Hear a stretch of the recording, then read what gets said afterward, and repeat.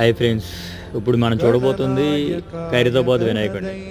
దాదాపు 70 అడుగుల వినాయకుడిని చూడడం కోసం దాదాపు మేము 7 నుంచి 8 కిలోమీటర్ల దూరం నుంచి లైన్లో ఉన్నాం. సో ఇదంతా మీరు చూస్తుంది క్రౌడ్.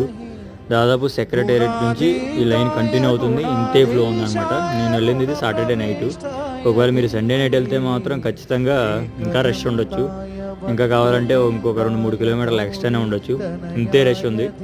సో ఈ రష్లో అందరూ గణేష్ మహారాజుకి అనుకుంటా కొంచెం ఎదురుకి వెళ్ళిన తర్వాత ఇప్పటికి ఎంత నడిచినా కనిపించట్లేదు. నేను చాలా ఇయర్స్గా హైదరాబాద్లో ఉన్నప్పటికీ ఖైరతాబాద్ గణేష్ని చూడడం ఇదే మొదటిసారి.